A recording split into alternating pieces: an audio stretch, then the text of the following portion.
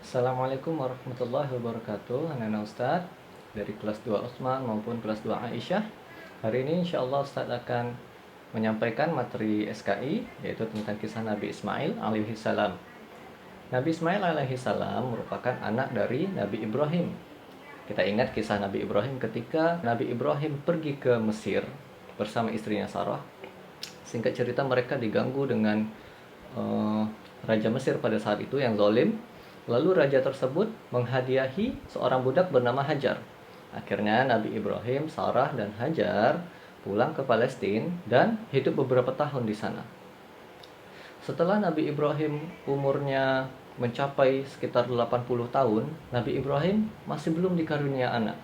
Melihat ini, Sarah meminta Nabi Ibrahim untuk menikahi budaknya itu, Hajar. Setelah mereka menikah, jadi sekarang Nabi Ibrahim memiliki istri bernama Sarah dan istri bernama Hajar. Setelah menikah dengan Hajar, beberapa waktu kemudian Hajar pun hamil, lalu melahirkan anak yang bernama Ismail. Tak berapa lama mereka hidup di Palestina, akhirnya Allah memerintahkan Nabi Ibrahim untuk membawa anaknya yang masih kecil tadi, Ismail dan Hajar, untuk dibawa ke suatu tempat, yaitu Mekah. Pada saat itu, Mekah belum ada apa-apa. Masih hanya ada padang pasir, belum ada air, belum ada tumbuhan, belum ada binatang, belum ada masyarakat di sana, nggak ada apa-apa. Jadi Nabi Ibrahim bawalah Hajar dan anaknya ke sana. Setibanya di sana, Nabi Ibrahim malah pulang ke Palestina. Nah, di sini Hajar kan bingung. Kenapa nih kok suamiku begini, kok suamiku tiba-tiba meninggalkan aku gitu. Akhirnya Hajar bertanya kepada Nabi Ibrahim alaihissalam, mau kemana gitu. Terus Nabi Ibrahim pun tetap tidak berbicara. Nabi Ibrahim tetap jalan.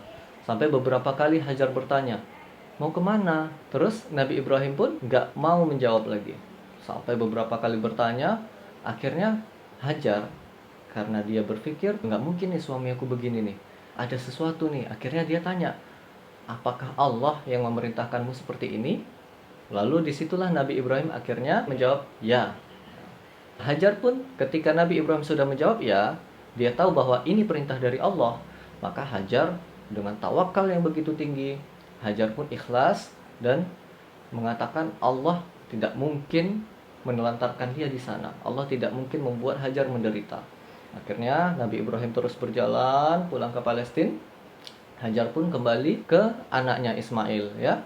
Waktu itu Hajar dan Ismail diletakkan di sebuah tempat dekat dengan tempat yang akan dibangunnya Ka'bah nanti gitu. Jadi Nabi Ibrahim cuman memberikan bekal satu kantong air dan satu kantong kurma kepada Hajar dan Ismail ya. Setelah Nabi Ibrahim jauh berjalan kembali ke Palestina, sampailah Nabi Ibrahim di sebuah bukit. Akhirnya Nabi Ibrahim berbalik ke arah Ka'bah lagi. Dilihatnya sudah tidak nampak lagi istri dan anaknya. Akhirnya Nabi Ibrahim di sana berdoa meminta keberkahan terhadap negeri tersebut ya. Doa Nabi Ibrahim ini termaktub dalam surat Ibrahim ayat ke-37 yang artinya, ya Tuhan kami, sesungguhnya aku telah menempatkan keturunanku di lembah yang tidak ada tanam-tanaman di dekat Baitullah yang dihormati. Ya Tuhan kami, sesungguhnya yang demikian itu agar mereka dapat mendirikan sholat. Maka jadikanlah hati sebagian manusia cenderung kepada mereka, dan berilah mereka rezeki dari buah-buahan, mudah-mudahan mereka bersyukur. Kemudian Nabi Ibrahim pun melanjutkan perjalanannya. Kita kembali ke Hajar ya. Hajar pun mulai menyusui Ismail yang masih kecil. Dengan berbekalkan air dan kurma tadi, Hajar pun minum, makan ya. Sampai akhirnya bekalnya habis. Nah, ketika seorang ibu dia kehabisan makanan, dia tidak makan, air susunya pun bisa ikut habis. Maka Ismail pun tidak bisa minum air dari susu ibunya. Sampai akhirnya Ismail pun meronta-ronta, kehausan, kelaparan. Hal ini membuat Hajar panik. Akhirnya Hajar berusaha mencari sesuatu. Dia mencari pertolongan. Dia naiklah ke sebuah bukit yang dekat dengan dia, yaitu Bukit Safa. Nah, ini bukit yang ada di Mekah sekarang ya. Bukit Safa. Dia melihat ke kanan, ke kiri, ke depan, ke belakang, gak ada apa-apa. Akhirnya dia turun lagi ke lembah, naik lagi ke bukit satu lagi yang namanya Marwah. Dia cari lagi ke kanan ke kiri, nggak ada apa-apa. Dia balik lagi ke bukit Safa, dia balik lagi ke bukit Marwah, sampai 7 kali. Ya, makanya dalam ibadah haji, orang-orang tua kita ya melakukan ibadah haji itu ada yang namanya sa'i. Sa'i itu adalah berjalan dari bukit Safa ke bukit Marwah sampai 7 kali. Itu eh, hikmahnya adalah kita mengenang bagaimana perjuangan Hajar untuk bisa mencari pertolongan untuk anaknya. Akhirnya Hajar berhenti di Bukit Marwah ya, setelah 7 kali bolak-balik Hajar berhenti di Bukit Marwah. Dia seperti mendengar sesuatu, seperti mendengar suara seseorang, tapi dia nggak tahu di mana. Dia betul-betul memperhatikan, ternyata itu adalah malaikat Jibril. Lalu malaikat Jibril mengais tanah, afwan, bukan tanah. Malaikat Jibril mengais pasir itu karena di sana adanya padang pasir ya. Mengais pasir itu, lalu keluarlah air ya, yang kita kenal sekarang dengan air Zam-Zam. Nah, air itu mengalir dengan deras. Mengalir dengan deras, akhirnya Hajar karena takut air itu habis, Hajar membendung air itu, ya. Mengumpulkan pasir-pasir yang di sekelilingnya, membendung agar airnya tetap di satu tempat gitu, nggak mengalir kemana-mana takutnya habis. Akhirnya Hajar dapat minum dari air tersebut dan bisa menyusui anaknya yaitu Ismail. Lalu malaikat Jibril berkata kepada Hajar, "Janganlah kamu takut ditelantarkan, karena di sini adalah Baitullah yang akan dibangun oleh anak ini, yaitu Ismail, dan ayahnya, yaitu Ibrahim. Sesungguhnya Allah tidak akan menyia-nyiakan hambanya." Kemudian Hajar terus hidup seperti itu dengan air saja ya. Di sana tidak ada tumbuh-tumbuhan, tidak ada binatang, tidak ada orang yang dapat membantu. Jadi Hajar hanya minum saja. Dan alhamdulillah Allah memberikan keberkahan kepada air Zam-Zam sehingga Hajar bisa cukup kehidupannya dengan hanya minum air. Akhirnya lewatlah sekelompok manusia, yaitu dari suku Jurhum, ini dari Yaman ya, dari sebelah bawahnya Mekah, dari sebelah selatannya Mekah. Nanti kalau anak-anak Ustaz buka peta boleh lihat ini Mekah, ini Madinah di atasnya, lalu di bawahnya ada Yaman. Nah, suku Jurhum itu dari Yaman ini. Nah, lalu suku Jurhum ini dia lewat di situ, melihat ada burung yang berterbangan di area tersebut, ya, di area Mekah itu. Mereka bingung. Biasanya burung-burung itu bisa terbang di situ kalau ada air, ya. Sementara mereka biasanya lewat di sana nggak ada air. Jadi mereka mengutus sekitar 2 orang ke tempat tersebut. Mereka mendapati Hajar dan Ismail berada di situ. Lalu mereka melihat juga di sana terdapat air. Maka mereka, suku Jurhum ini, meminta izin kepada Hajar dan Ismail untuk bisa tinggal bersama mereka. Karena sebelumnya suku Jurhum ini mendapat musibah di wilayahnya yang sebelumnya, makanya mereka pindah. Ya. Di situ Hajar berkata, "Ya, kalian boleh tinggal di sini, namun air ini milikku." Nah, jadi air Zam-Zam adalah milik Hajar dan Ismail. Nah, melihat kondisi seperti ini, Hajar pun senang karena mereka akhirnya memiliki teman, memiliki kelompok ya, memiliki orang yang bisa membantu mereka. Nah, kemudian suku Jurhum ini mengabarkan kepada keluarganya yang di tempat sebelumnya untuk datang tinggal bersama mereka di Mekah ya. Nah, suku Jurhum ini merupakan suku Arab yang asli ya. Suku Arab yang asli. Sedangkan kalau Nabi Ismail itu bukan orang Arab. Nabi Ismail adalah orang Babil ya. Sesuai dengan nasab ayahnya Ibrahim, daerah ayahnya ya. Nah, akhirnya Ismail belajar bahasa Arab dari orang-orang suku Jurhum ini. Sampai akhirnya Ismail menjadi orang yang paling pandai berbahasa Arab. Hajar pun mendidik anaknya dengan pendidikan yang sangat baik, menanamkan akhlak yang baik, tauhid yang baik. Sampai akhirnya Ismail dewasa dan bisa berusaha untuk berdakwah bersama ayahnya. Selanjutnya Ustadz ingin menceritakan kejadian penyembelihan Ismail. Ini di buku ada di halaman 59 ya, yang di bawah. Nah, setelah Ismail ini beranjak dewasa, Nabi Ibrahim itu kan sangat sayang kepada anaknya karena pada waktu itu Ismail masih menjadi anaknya yang satu-satunya. Ishak waktu itu belum lahir. Ya. Waktu itu Nabi Ibrahim bolak-balik dari Palestina ke Mekah, ya, sering bolak-balik untuk melihat kondisi istri dan anaknya yang ada di Mekah. Lalu suatu saat Nabi Ibrahim mendapatkan mimpi, ya. Seperti kita tahu, mimpi para nabi adalah wahyu, merupakan perintah dari Allah. Nabi Ibrahim bermimpi dia menyembelih anaknya. Lalu Nabi Ibrahim setelah mendapatkan mimpi tersebut, dia menceritakan mimpi tersebut kepada anaknya, ya. Dia menceritakan kepada Ismail, sesungguhnya aku telah bermimpi menyembelihmu. Bagaimana pendapatmu? Dia bertanya kepada anaknya. Tapi yang mengejutkan di sini adalah bagaimana Ismail tegar menghadapi ujian tersebut, dan dia mengatakan kepada ayahnya, kerjakanlah apa yang engkau diperintahkan, ayah. Nah, Ismail begitu kuat, begitu sabar dalam menghadapi ujian yang diberikan Allah kepada mereka berdua. Akhirnya Nabi Ibrahim pun membawa Nabi Ismail ke suatu tempat di mana Nabi Ismail akan disembelih di situ. Di sepanjang perjalanan mereka diganggu oleh syaitan, ya. Nabi Ibrahim diganggu oleh syaitan. Di tempat pertama Nabi Ibrahim melemparkan batu sampai 7 kali, akhirnya setannya hilang. Di tempat yang kedua Nabi Ibrahim jumpa lagi, diganggu lagi, dilempar lagi sampai 7 kali, sampai setannya hilang. Di tempat ketiga pun begitu, dilempar 7 kali sampai setannya hilang. Nah, akhirnya peristiwa ini diabadikan dalam ibadah haji, yaitu melempar jumroh. Nanti bisa ditanyakan sama orang tua anak-anak Ustadz, ya, yang sudah pergi haji atau yang mengetahuinya. Nah, sampailah Nabi Ibrahim dan Ismail di tempat di mana akan disembelihnya Nabi Ismail. Setelah Nabi Ismail dibaringkan, ya, lalu kepalanya Nabi Ismail ini dihadapkan ke membelakangi Nabi Ibrahim.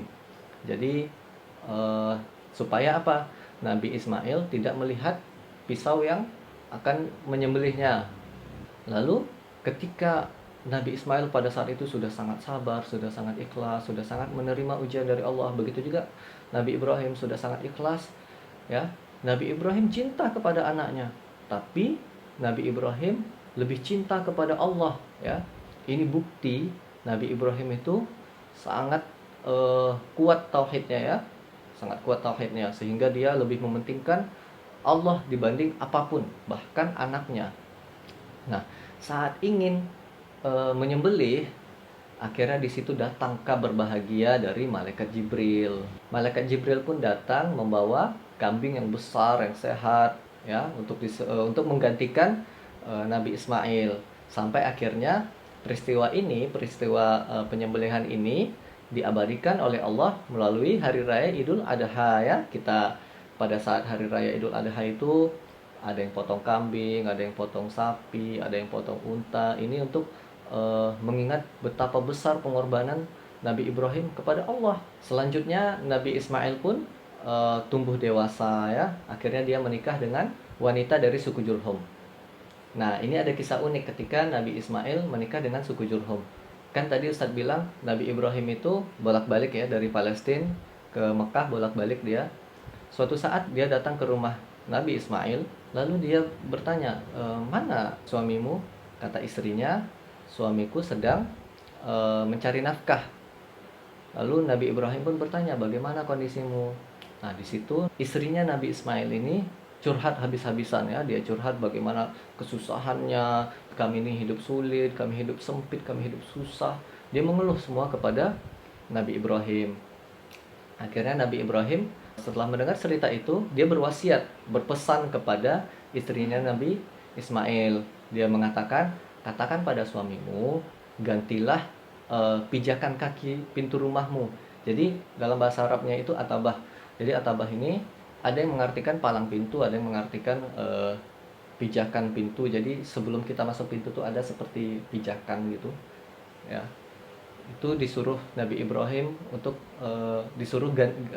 berpesan kepada Ismail agar mengganti atabahnya, ya, pijakan pintu rumahnya. Wallahu alam mana tafsir atau arti yang lebih benar, tapi Ustadz mendapatkan yang seperti itu. Lalu Nabi Ibrahim pun pulang. Setelah Nabi Ibrahim pulang, Nabi Ismail datang. Lalu istrinya bercerita, tadi ada laki-laki tua yang datang, gitu. Terus dia bercerita begini begini begini, dia ceritakan semuanya kan. Terus Nabi Ismail bertanya apakah dia mewasiatkan sesuatu atau berpesan sesuatu. Terus istrinya ini mengatakan kepada Ismail bahwa pria itu berpesan untuk mengganti pijakan kaki rumahnya, ya, atau palang pintu rumahnya. Akhirnya Nabi Ismail pun berkata kepada istrinya, tadi itu sungguhnya adalah ayahku, ya, yaitu Nabi Ibrahim. Dia menyuruhku untuk menceraikanmu. Kenapa di sini Nabi Ismail disuruh menceraikan istrinya? Ya karena istrinya itu orangnya suka mengeluh, tidak bersyukur kepada Allah, ya. Akhirnya Nabi Ibrahim pun menyuruh untuk Ismail menceraikan istrinya. Nah, kemudian setelah Nabi Ismail cerai dengan istrinya, akhirnya Nabi Ismail menikah lagi dengan wanita yang lain. Setelah menikah beberapa lama, Nabi Ibrahim datang lagi nih, bertamu ke rumahnya Nabi Ismail. Sama kejadiannya, Nabi Ismail lagi keluar, ditanya sama Nabi Ibrahim, mana suamimu? Suamiku lagi mencari nafkah, mencari harta, ya, untuk mereka makan. Lalu Nabi Ibrahim bertanya, bagaimana keadaan kalian? Kemudian istrinya menjawab, alhamdulillah, kami dalam keadaan baik, kondisi kami baik, ya. Dia memuji Allah. Lalu Nabi Ibrahim pun berpesan kepada istrinya ini agar Nabi Ismail mempertahankan pijakan kaki rumahnya tadi, ya, isyarat tadi. Isyarat yang digunakan Nabi Ibrahim adalah pijakan kaki rumah tadi. Terus Nabi Ibrahim pun pulang, Nabi Ismail kembali ke rumah. Lalu bertanya kepada istrinya, apakah ada yang datang? Ada. Yang datang adalah seorang yang sangat baik. Dia malah puji Nabi Ibrahim, ya. Terus dia bertanya bagaimana kehidupan kita. Lalu saya menjawab, baik, kata istri Nabi Ismail tersebut. Lalu Nabi Ismail menanyakan kepada istrinya, apakah dia mewasiatkan sesuatu? Lalu istrinya menjawab, ya, dia menyuruh untuk mempertahankan pijakan kaki rumahnya, gitu. Lalu Nabi Ismail bilang, sesungguhnya tadi adalah ayahku, yaitu Nabi Ibrahim, dan dia menyuruhku untuk mempertahankan rumah tangga kita. Lalu Nabi Ismail pun melanjutkan rumah tangganya bersama istrinya dan memiliki anak dari istrinya tersebut. Nah, kemudian ada kisah lain, yaitu Nabi Ismail dan Nabi Ibrahim meninggikan fondasi Ka'bah. Jadi akhirnya kembali lagi Nabi Ibrahim ketemu sama anaknya, yaitu dia mengajak Ismail untuk bersama-sama mendirikan Ka'bah. Jadi Nabi Ismail membantu mengambil batu, Nabi Ibrahim pun meletakkan batu tersebut di Ka'bah. Begitu seterusnya, Nabi Ismail membawa batu hingga akhirnya pada satu ketinggian tertentu di mana mungkin udah agak susah naruh batunya di sana, Nabi Ismail membawakan batu yang supaya bisa dipijak oleh ayahnya, supaya bisa manjat gitu, kayak tangga gitu kan. Nah, batu yang ini yang orang sekarang sebut Maqam Ibrahim, ya. Sebenarnya batu yang dipijak Nabi Ibrahim ini sudah nggak ada lagi di situ. Yang ada sekarang di Mekah itu hanya replika saja, hanya tiruan saja, ya. Nah, selama mereka mengerjakan peninggian Baitullah itu, peninggian Ka'bah itu, mereka sambil berdoa. Mereka berdoa, ya Allah terimalah ibadah kami, ya Allah terimalah amalan kami, ya Allah terimalah amalan kami.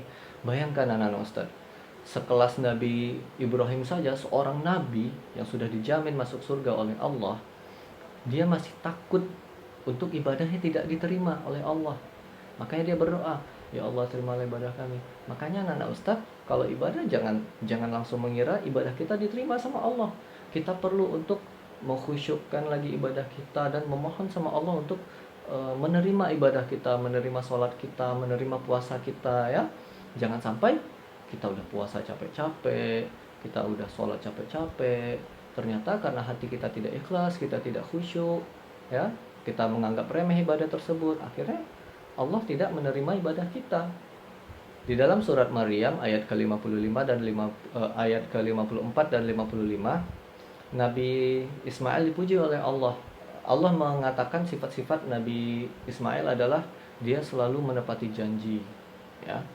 Dia seorang yang mengajak sholat keluarganya, menunaikan zakat, Dan juga Nabi Ismail ini merupakan seorang yang sabar. Kemudian Nabi Ismail diperintahkan oleh Allah untuk berdakwah kepada suku Jurhum, Amalek, dan penduduk Yaman. Nabi Ismail adalah nenek moyangnya orang Arab. Jadi orang-orang Arab itu asal muasalnya dari Nabi Ismail. Sampai Nabi Muhammad SAW bersabda, memanahlah kalian karena nenek moyang kalian adalah seorang pemanah. Nabi Ismail itu adalah seorang pemanah, ya. Kemudian Ustadz ingin mengambil kesimpulan, ya, pelajaran yang bisa kita ambil dari kisah Nabi Ismail. Yang pertama adalah ketaatan kepada Allah itu harus lebih kita utamakan, ya, dibanding keinginan kita sendiri. Walau terasa berat, mungkin seperti Nabi Ibrahim berat rasanya ingin menyembelih anaknya, tapi dia harus taat kepada Allah dan yakin bahwa Allah akan menggantikan dengan yang lebih baik. Terbukti Allah gantikan Nabi Ismail dengan seekor kambing, ya. Jadi Nabi Ismail tidak jadi disembelih. Yang kedua, menikah adalah sunnah dari para nabi. Jadi salah kalau misalnya kita sudah dewasa, sudah punya penghasilan, sudah bisa berumah tangga, lalu kita tidak menikah. Kan ada beberapa orang begitu, tidak menikah karena takut nanti hidupnya susah, ya. Tidak begitu. Menikah adalah sunnah para nabi dan yakin bahwa Allah akan memberikan rezeki dengan menikah. Yang ketiga, hikmahnya dari kisah Nabi Ismail adalah istri yang solehah adalah istri yang selalu memuji Allah, yang selalu taat kepada Allah, ya, seperti istri Nabi Ismail yang kedua tadi, ya. Jadi ini pesan Ustadz untuk anak-anak Ustadz yang kelas 2 Utsman, nanti suatu saat seandainya kalian menikah, carilah istri yang benar-benar taat kepada Allah, ya, yang menjaga dirinya. Begitu juga anak-anak kelas 2 Aisyah, jadilah kalian wanita yang solehah, ya, wanita yang taat kepada Allah, sehingga nanti kalian bisa menjadi istri yang solehah. Pelajaran yang keempat adalah orang tua harus selalu mengawasi anaknya, ya. Seperti Nabi Ibrahim selalu melihat anaknya bolak-balik dari Palestina ke Mekah, ya, jauh.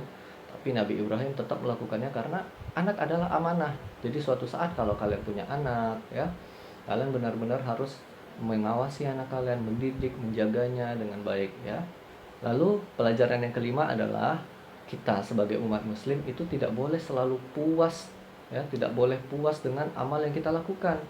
Misalnya kita, aku kan udah sholat 5 waktu, aku udah pasti masuk surga. Jangan pernah berpikir seperti itu, ya.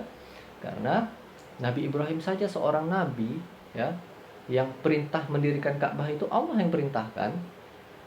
Jadi itu pun dia masih takut bahwa amalnya ini tidak diterima oleh Allah, ya. Makanya dia berdoa, ya Allah terimalah amalanku, ya Allah terimalah amalanku. Kita pun begitu, ya. Jadi jangan pernah puas. Ana udah sholat 5 waktu, ana udah sholat sunnah, ana udah puasa. Jangan pernah puas. Kalau sudah puasa, sudah sholat, sudah taat kepada orang tua, tambah lagi ibadahnya, entah itu sedekah, entah itu berbagi makanan kepada tetangga, ya, tambah terus semangat beribadah, jangan pernah puas. Ya, sekian kisah dari Nabi Ismail yang bisa Ustadz sampaikan. Semoga bisa diambil pelajarannya bagi Ustadz sendiri dan bagi anak-anak Ustadz. Semoga kita bisa mengamalkan hal-hal yang baik dari kisah Nabi Ismail ini. Ustadz akhiri, Assalamualaikum warahmatullahi wabarakatuh.